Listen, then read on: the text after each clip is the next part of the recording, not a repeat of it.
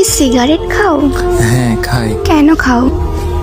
কেন খাই তা তো বলতে পারবো না, বাট আমার তো একটা নির্ঘুম রাত আপনার হাতে উঠে দিতে পারতাম, তাহলে আপনি হয়তো বুঝতে পারতেন কেন আমি সিগারেট খাই। এখন থেকে আর খাবা না। কেন খাবো না? আমি বলছি তাই। আপনি বলছেন মানে? কে আপনি? আর আমার সম্পর্কে আপনি কি বা জানেন?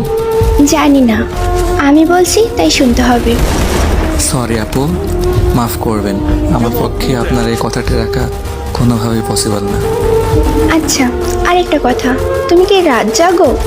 রাত জাগা পাপীরা অবশ্যই রাত জাগবে, এটা নতুন কি? এটা বলার কি আছে? আজকে রাত থেকে ভালো ছেলেদের মতো ঘুমাই পড়বা। আজব তো, আমি আপনাকে চিনিও না, আর আপনার কথা আমি শুনবো বললেই হবে নাকি? জি, বললেই হবে। আর মুখের উপরে তো কথা বলো কেন? মেরে সোজা বানিয়ে দিব। আপনি ভাবতেছেন আপনার এসব নরম নরম কথাই আমি গলে গিয়ে নিজেকে পরিবর্তন করে ফেলবো, বাট এটা কোনোভাবে সম্ভব না আপু। আমি অগোছালো ছিলাম আর অগোছালোই থাকবো, আপনার এসব কথাই কোনো কিছু আমার যায় আসবে না। এত অগোছালো কেন তুমি?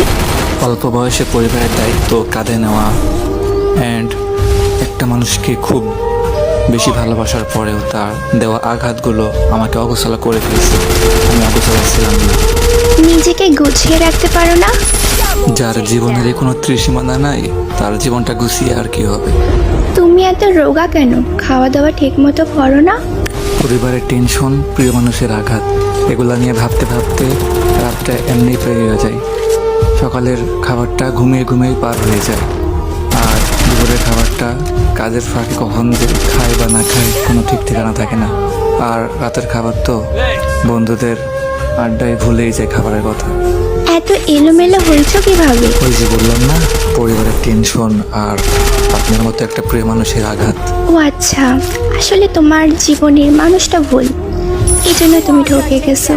হয়তো বা আপনি ঠিক বলছেন, বাট ওরে ভোলা আমার পক্ষে সম্ভব না। কিন্তু এভাবে জীবন চলে না। কালকে থেকে সকালে তুমি তাড়াতাড়ি উঠবা, উঠে ফজরের নামাজ পড়বা, দিন নাস্তা করবা, তারপর সারাদিন আমার সাথে কথা বলবা।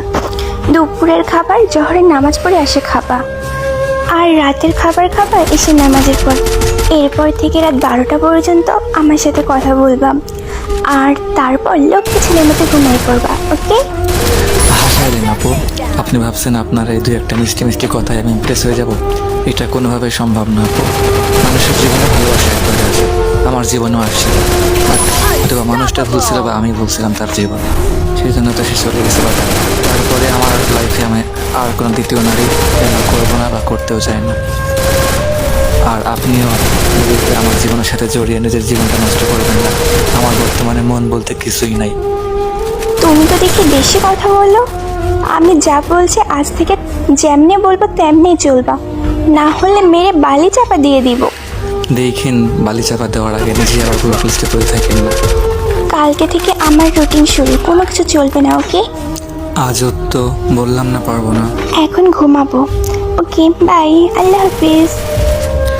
জানি না কখনো নিজেকে পরিবর্তন করতে পারবো কি না, বাট আমার মতো যারা যারা এমন সিচুয়েশনে পড়ে আছেন বা কখনো পড়ছেন, তারা একটু তাদের ফিলিংসগুলো আমার কমেন্ট বক্সে শেয়ার করে দেবেন প্লিজ।